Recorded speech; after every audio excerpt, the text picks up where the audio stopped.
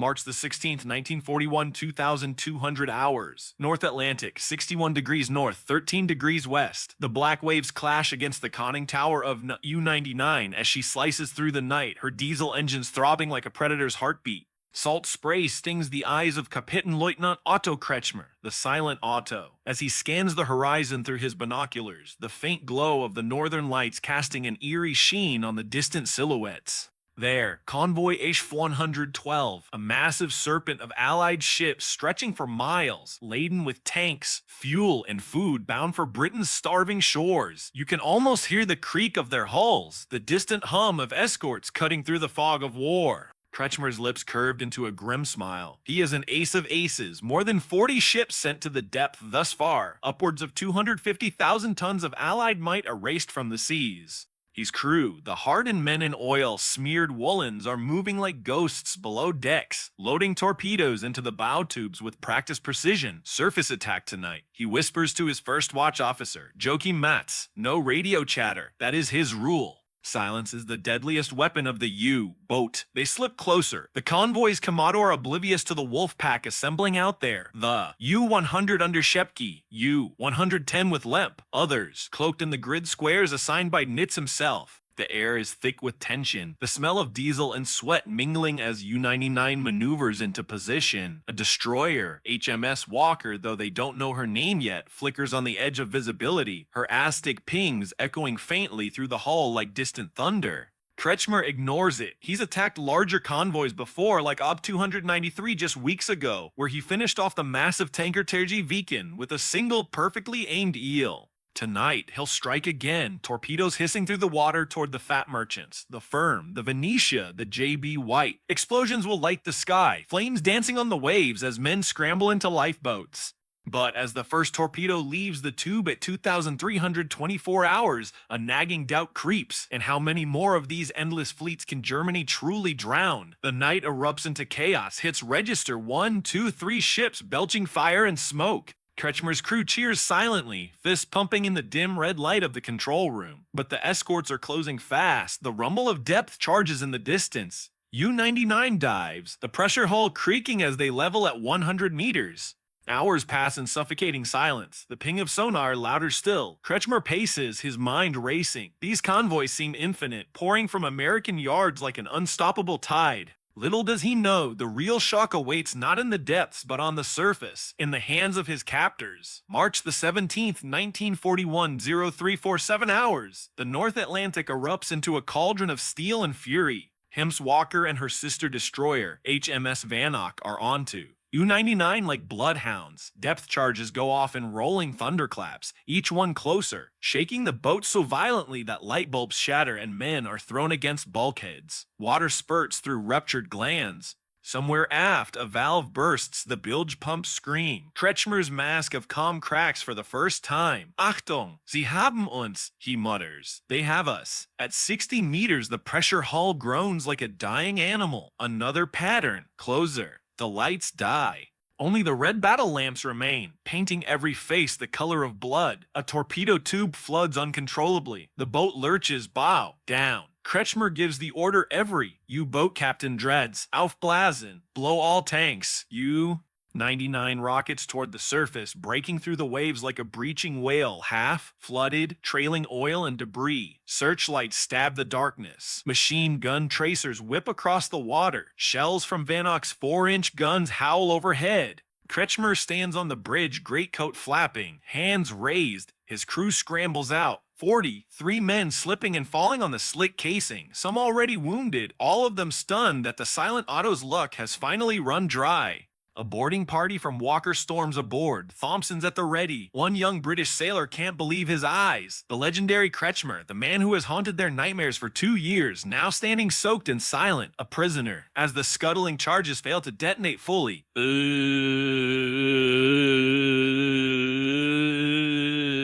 99 settles by the stern and slides beneath the waves forever. The last thing Kretschmer sees of his command is the white ensign fluttering above the conning tower as the sea claims her. Hands bound, he and his men are hauled aboard HMS Walker. The British crew stare at the captives in awe and hatred. No one speaks. The only sound is the wind and the slap of waves against the destroyer's hull.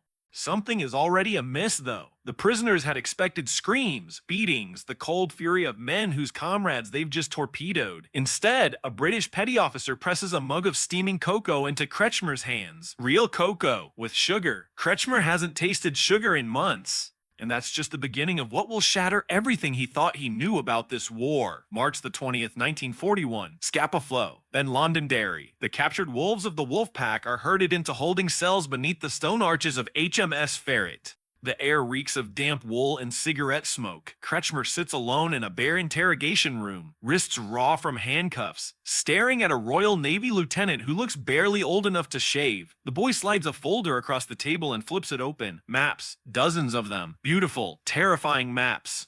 Kretschmer's breath catches. There, in crisp black ink, are the exact positions of every convoy now crossing the Atlantic. HX-114, SC-25, OB 301 over 400 merchant ships at sea right this minute, escorted by 48 destroyers and corvettes he never even detected. Red arrows show new escort groups forming in Halifax and Sydney, Nova Scotia. Blue lines trace the routes of American-built day destroyer escorts that haven't even reached Britain yet but are already on the charts. The lieutenant's voice is almost gentle. "You sank 5 tonight, Captain. Congratulations. That leaves us roughly 8,000 more to go this month." Kretschmer's fingers shake as he turns another page. A single sheet outlines the output of American shipyards, Kaiser Yards in Richmond, California, launching one new Liberty ship every 10 days. Bethlehem, Fairfield, and Baltimore, one every week. The numbers are like a fever chart. By the end of 1941, the United States will be churning out cargo ships faster than all of Germany's shipyards combined have built in the last 5 years. He looks up, his eyes hollow. This cannot be real. The lieutenant shrugs. "It's Tuesday's report. Tomorrow's will be worse for you."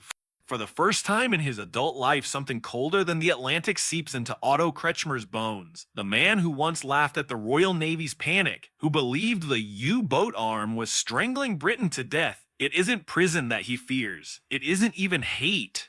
It is the sick, dizzying realization that the war he thought he was winning was already lost before he ever fired his first torpedo of 1941. He closes the folder with shaking hands. Somewhere inside his chest, the myth of the unbeatable wolf pack had just died quietly. But the British aren't done with him yet. They have one final revelation in store for him, one that will migrate from officer's mess to officer's mess until every captured boatman has heard it. A tale so absurd, it will sweep through the camps like wildfire. April 1941. The troopship RMS Empress of Canada steams west under a sky so blue it hurts the eyes. Kretschmer and 42 of his men stand on the upper deck, still in their salt, stiffened leather jackets, blinking at the sunlight like ghosts dragged into daylight. Royal Marines guard the rails, but the rifles are slung. No one is running anywhere.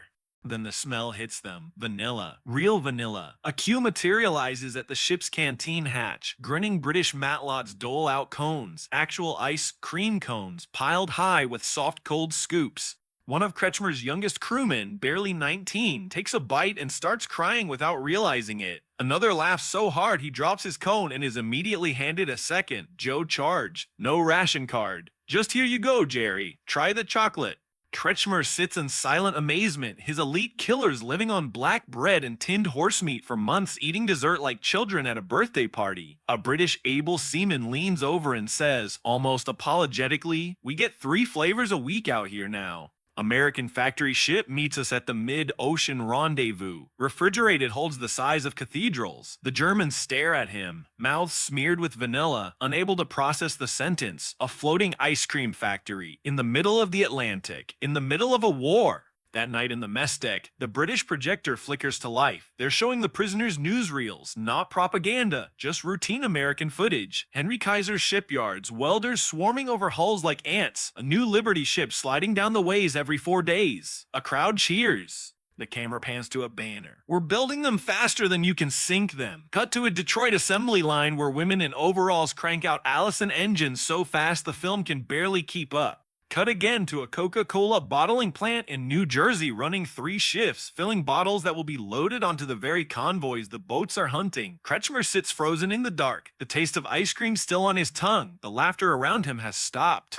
His men are staring at the screen the way men stare at an oncoming train they can no longer outrun. One petty officer, a veteran of Scapa Flow, leans over and says in perfect German, "Welcome to the arsenal of democracy, Captain, and we're just getting warmed up." For the first time, Otto Kretschmer grasps what even a few months ago he refused to consider. This war is no longer about skill or courage or even tactics. It's about arithmetic, and the numbers are not on Germany's side. But the deepest humiliation is yet in store when they find themselves on the very soil of the United States. June 1941, a Pullman train hisses to a stop at Union Station, Washington, D.C. Kretschmer and 100 other senior boat officers mount the platform heavily guarded, expecting grim barracks, barbed wire, perhaps hostility from a nation now openly shipping Britain everything short of warships. Instead, a Red Cross woman hands each man a paper cup of ice, cold Coca-Cola, real Coke, with ice.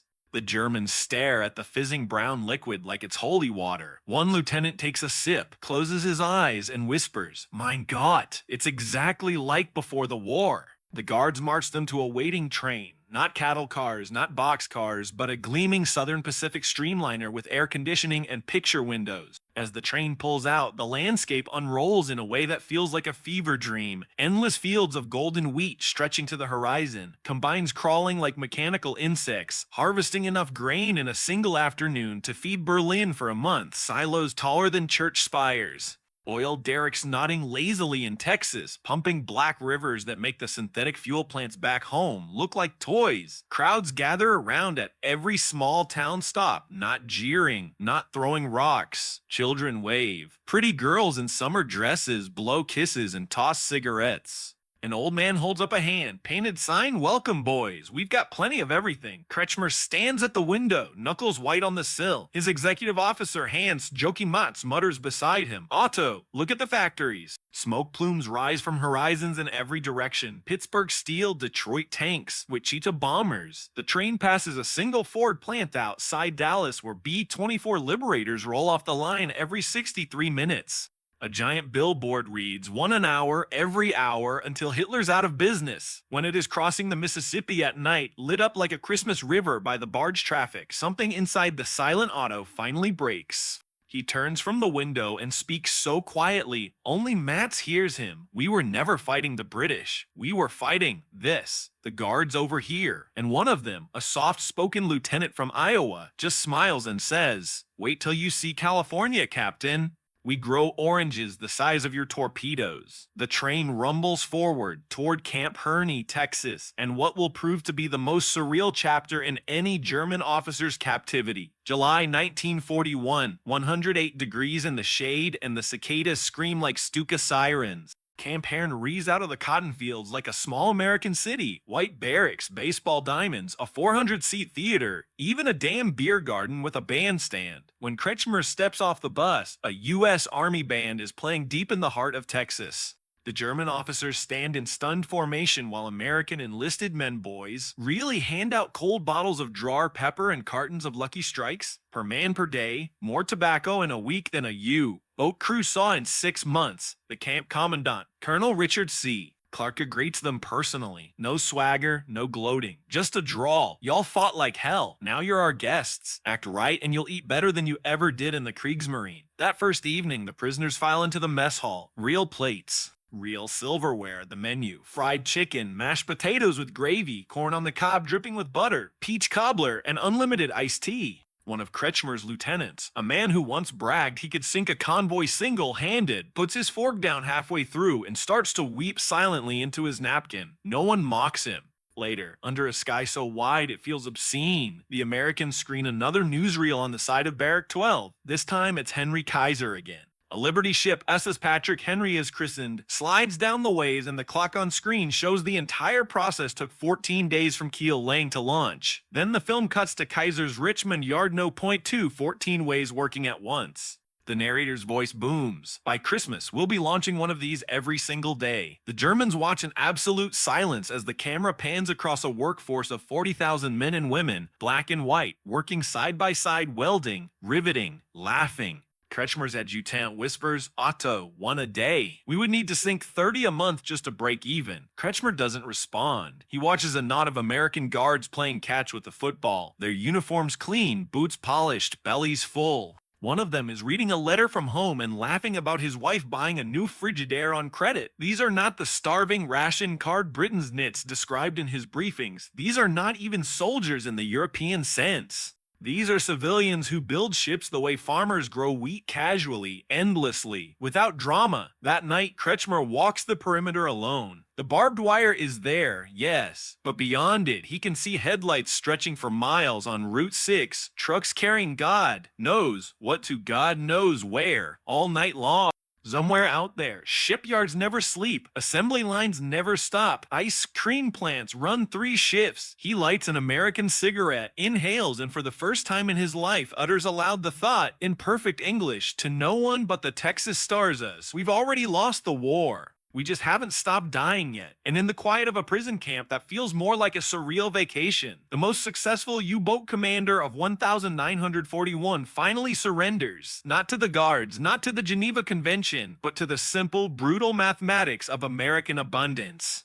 There remains one more revelation, the one that will travel from camp to camp until every German prisoner in the United States knows the story by heart. December 1941. A thin envelope travels the long way home. Camp Hearn, New York censor, neutral Lisbon, Berlin. Inside is a single sheet of camp stationery, written in careful Sterling script by Oberleutnant zur Seehands Joachim Matz, Kretschmer's former executive officer. The letter is addressed to his wife, but every boatman in America knows its real destination, the hands of Admiral Nitz himself. Matz doesn't whine. He doesn't beg. He simply describes in clipped factual sentences what he has seen with his own eyes, a single shipyard that launches more tonnage in a month than all German shipyards combined did in 1940. Prisoners get white bread, butter, oranges, and real coffee every single day. American guards who say sorry when the ice cream runs out on Sunday. A newsreel in which a smiling woman riveter says, "We'll keep building them until every last U-boat is scrap iron on the bottom."